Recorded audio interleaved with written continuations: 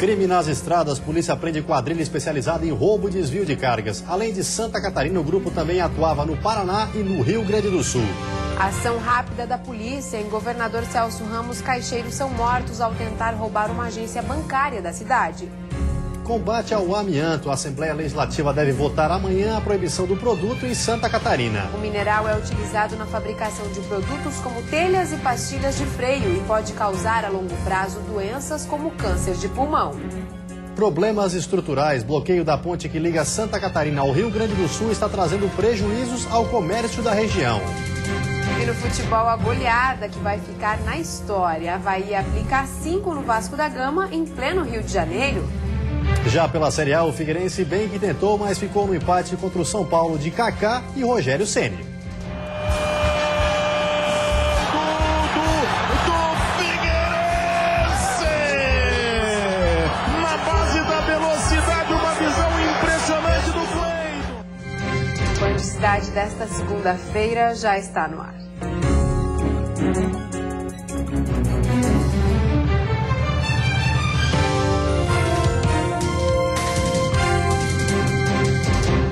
Olá, boa noite. Olá, boa noite. A Diretoria Estadual de Investigações Criminais, a DEIC, deflagrou hoje a Operação Carga Pesada. Mandados de busca e apreensão em Catarina e 2 no Paraná. A Operação Carga Pesada foi deflagrada em Joinville, Araquari e Balneário Pissarras, no norte do estado, e em Itajaí e Blumenau, no Vale do Itajaí. Equipes da DEIC também se deslocaram até os municípios de Fazenda Rio Grande e Curitiba, no Paraná. 70 policiais civis foram empenhados no cumprimento de 19 mandados de busca e apreensão e mais 15 de prisão temporária.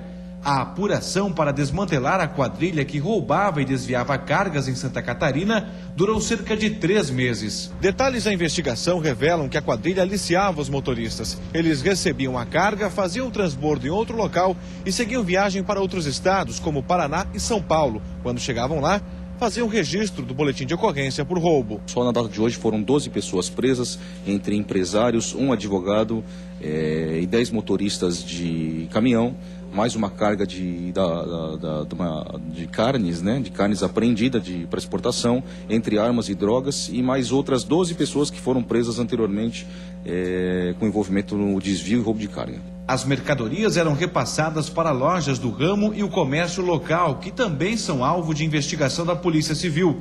Os envolvidos presos na operação foram encaminhados para a sede da DEIC em Florianópolis. Amanhã, uma coletiva vai ser realizada para apresentar os produtos e as armas apreendidas. 5 homens foram presos e um foi preso nessa madrugada de domingo, o governador Celso Ramos. Eles tentavam roubar uma agência bancária e foram surpreendidos pela polícia. Na manhã de hoje ainda era possível ver as marcas do tiroteio da madrugada de domingo. Casas, lojas e até um coqueiro foram alvejados. Os criminosos chegaram a governador Celso Ramos neste barco e chegaram a explodir o caixa eletrônico. Quando iam pegar o dinheiro, foram surpreendidos pelos policiais da Delegacia de Roubos e Antissequestro.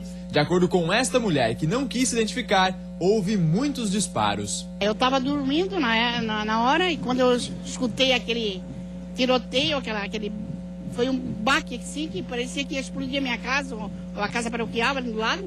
Eu gritei com meu marido e falei, olha, estão explodindo o banco, provavelmente, porque não é possível um estrondo desse aí. Aí o vidro começou a fazer barulho, na mesma hora já começou o tiroteio. Xangai Jonas da Silva, de 27 anos. Átila Jorge Júnior Machado da Silva, de 30. David Brenner Rosa, de 31.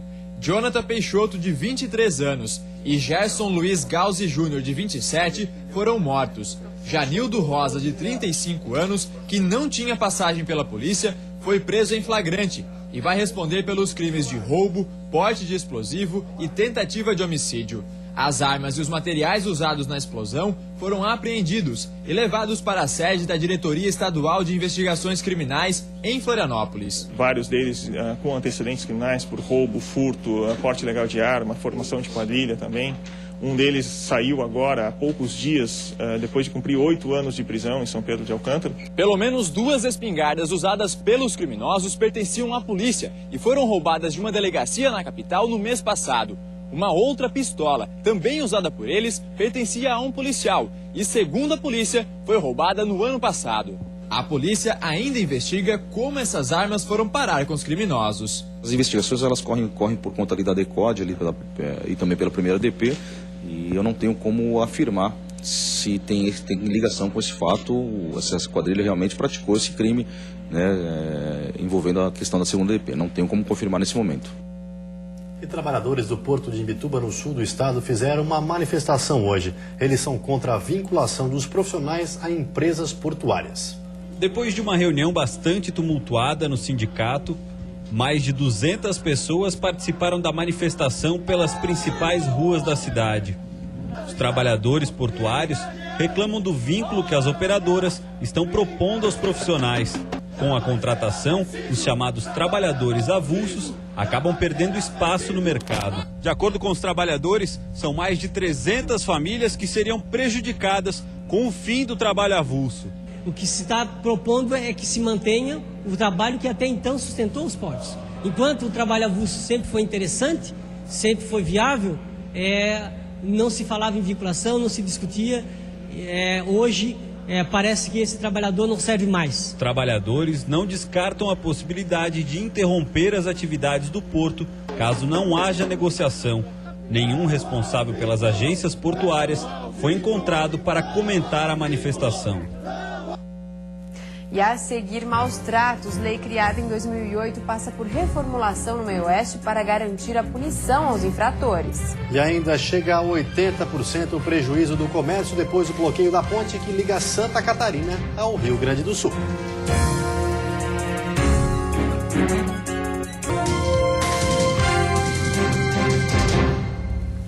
Apesar das campanhas de conscientização, os casos de maus tratos a animais ainda são muito frequentes. Em Capinzal, no meio-oeste, uma lei criada em 2008 está passando por reformulação. O objetivo é de conscientizar e punir com mais severidade quem pratica esses atos. Um cachorro perdido que foi morto com um tiro. Outro desnutrido e cheio de feridas. Além de 7 filhotes abandonados na rua. Esses são apenas alguns dos mais de 15 casos atendidos semanalmente por uma ONG de Capinzal. Desde 2008, aqui na cidade, existe uma lei voltada para a proteção animal. No entanto, não tem sido suficiente para conscientizar e também punir, quando necessário, os responsáveis. E por isso foram propostas algumas alterações e encaminhadas para a aprovação do Poder Municipal. De acordo com esta fiscal de saneamento, estão previstas para os donos a obrigatoriedade da carteirinha de vacinação e de boas condições de abrigo, mas principalmente multa de no mínimo 40% do salário para quem cometer maus tratos. Todo mundo tem que ter responsabilidade. A gente pensa que desde que um lixo que a gente joga na rua, a gente tem responsabilidade com ele, imagina só então com o animal que a gente leva para casa. O que a gente pensa é que ninguém é obrigado a ter animal, né? Mas a partir do momento que eu tenho que ter consciência e responsabilidade, até mesmo para não causar, de repente, transtorno, inclusive com as pessoas que moram ao lado da casa da gente. Mudanças que vêm para fortalecer a causa dos animais. Cada dono tem que ser responsável pelo seu animal. Se cada um cuidasse, protegesse, né, não deixasse os animais soltos nas ruas, com certeza o número de abandono e maus tratos seria bem menor. Mas como não tem essa conscientização, infelizmente a gente tem que partir para a parte do bolso das pessoas, né? Começar a mexer na questão financeira. E que agradam quem gosta e, portanto, respeita os animais. Claro que tem que ter consciência. Bom, pelo menos essa lei vai ser boa, né? Para quem tem animal, ou mesmo os animais da rua, né? Uma lei que vai, se todo mundo acatar, vai transformar o município, todo mundo vai se conscientizar, né? A terça-feira vai ser de tempo instável, com chuva começando pela manhã na divisa com o Rio Grande do Sul e se estendendo entre a tarde e a noite nas demais regiões. Há risco de temporais isolados e as temperaturas ficam amenas. A mínima deve ficar em 8 graus na Serra e a máxima em 23 no oeste do estado. No Planalto Norte, mínima de 11 e máxima de 20 graus. No litoral norte, Vale do Itajaí. E também no sul do estado, a máxima chega aos 22. E na Grande Florianópolis, mínima de 15 e máxima de 20 graus. E após o bloqueio da ponte que liga Santa Catarina ao Rio Grande do Sul, o prejuízo nos estabelecimentos comerciais chega a 80%. Não está descartada a possibilidade de demissões por causa do pouco movimento. Com a ponte bloqueada, muitas pessoas, como Leila, que trabalha em Iraí, no Rio Grande do Sul, precisa fazer a travessia de mais de 1 quilômetro a pé. A rotina muda bastante, né? Porque a gente saiu no mínimo 1 hora mais cedo para conseguir chegar no horário de objetivo, né? Então eu acabo sempre saindo um pouco mais cedo e fazendo com que o pessoal da empresa se desloque para vir me buscar do outro lado da ponte e no final do dia me trazer de volta. Para os moradores próximos, estudantes e pessoas que precisam atravessar a ponte para trabalhar, a demora é de 20 minutos a pé e os gastos com combustível são grandes. Esse grupo de trabalhadores já está tendo prejuízos. Porque nem nós temos um carro da firma, mas para vir até aqui nós temos que botar o carro nosso para vir até aqui e pegar o da firma lá do outro lado para ir trabalhar. E se estraga alguma coisa aqui, a firma não tem responsabilidade de pagar, não é deles, né? A interdição da ponte que liga Santa Catarina ao Rio Grande do Sul já traz reflexos para a economia. De acordo com o presidente da Associação Comercial e Industrial de Palmitos, o movimento no comércio da região já diminuiu 20%. Isso nos preocupa muito mais porque o governo levou 10 meses para fazer essa análise para depois interditar a ponte e diz que em 4 meses vai consertar essa ponte. Nós não acreditamos, estamos muito preocupados. A ponte que liga Iraí, no Rio Grande do Sul, a Palmitos, aqui em Santa Catarina, foi construída na década de 70. Nesses 30 anos não foi feito nenhum tipo de manutenção no local, até que as vigas que dão sustentação à estrutura ficaram danificadas devido ao excesso de peso dos veículos e a ponte precisou ser interditada totalmente para a reforma. Neste posto de combustíveis, os funcionários estão de braços cruzados. Com o fechamento da ponte, o movimento caiu cerca de 80%. Provavelmente vai ter que diminuir o número de funcionários. Vai ficar difícil. Vai ficar muito difícil. E que nem nós que temos família, aí nós vamos fazer o quê? Seu Ademir precisa carregar no Rio Grande do Sul. Saiu de Cascavel logo cedo, mas quando chegou em Palmitos, ficou sabendo que a ponte está bloqueada. Agora, o caminhoneiro precisa fazer mais de 200 quilômetros de desvio para chegar no destino. Prejuízo e muito. Olha quanto combustível eu gastar mais para retornar. Passar lá por Chapecó, Itapiranga, sei lá, vou ver o que eu vou fazer agora. Na ponte que está bloqueada, funcionários de uma empresa terceirizada estão fazendo conserto na estrutura que cedeu. De acordo com o Departamento Nacional de Infraestrutura e Transportes, a expectativa é que o local esteja liberado em 20 dias para o tráfego de veículos com até 20 toneladas. E depois do intervalo tem futebol, destaque para a goleada histórica do Avaí sobre o Vasco da Gama. E o Figueirense deixa escapar a vitória contra o São Paulo no Orlando Scarpelli. Do Figueirense! Na base da velocidade,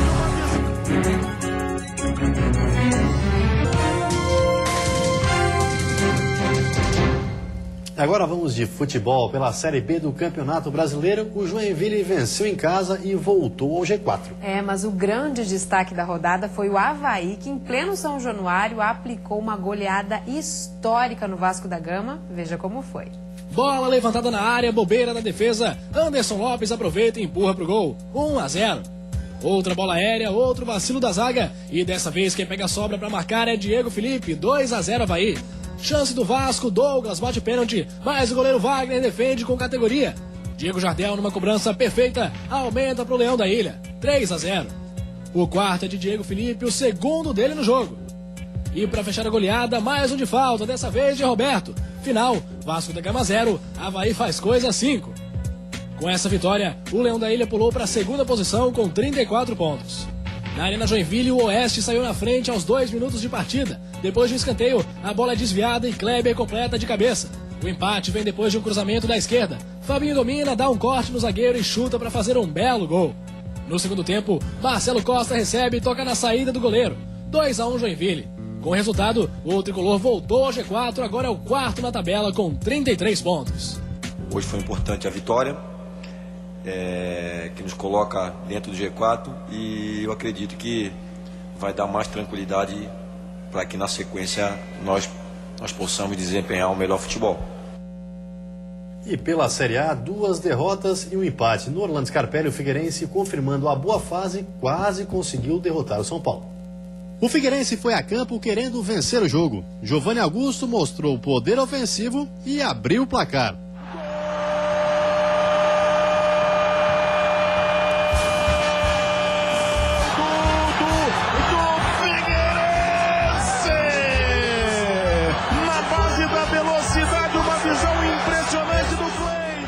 São Paulo tentava, mas acabava esbarrando nas mãos do goleiro Thiago Volpe. Mas Paulo Roberto derrubou Osvaldo na área. Pênalti. Rogério Ceni chutou no meio do gol e empatou a partida para o tricolor paulista.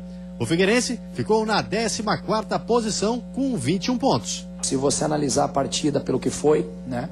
Claro que nós jogamos contra o vice-líder, né? Claro que a gente não está triste. Agora ficou aquele gostinho da vitória. Por quê? Pela partida que o Figueira fez. No Mineirão, a Chapecoense abriu o placar com o Zezinho, que desviou um chute de Dedé. Era o primeiro gol sofrido pela Raposa depois de 5 jogos seguidos. E assim terminou o primeiro tempo, com o Verdão do Oeste dando muito trabalho ao líder do campeonato. Na etapa complementar, a equipe mineira voltou bem mais determinada e aos poucos dominou a partida. Final, Cruzeiro 4, Chapecoense 2. A Chape, com 19 pontos, está na 15ª posição.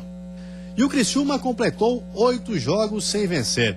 Jogando no Recife, o Tigre perdeu para o Sport por 2-0 e continua na zona do rebaixamento na 17ª colocação com 17 pontos. Na quinta-feira, o time do sul do estado enfrenta o São Paulo no jogo de volta da Sul-Americana. E a seguir, extração ilegal de areia. A empresa tem atividades embargadas em dunas no sul do estado. E ainda combate ao amianto. A Assembleia Legislativa deve votar amanhã a proibição do produto que pode provocar câncer.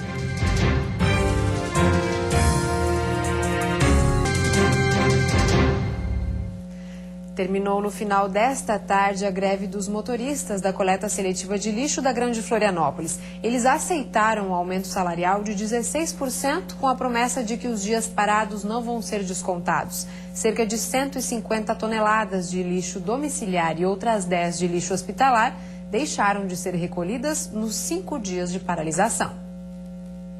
Em Ibituba, no sul do estado, o Instituto Chico Mendes embargou as atividades de uma empresa que extraía de forma irregular a areia das dunas. Foi a partir de uma vistoria que o Instituto Chico Mendes decidiu paralisar os trabalhos da mineradora.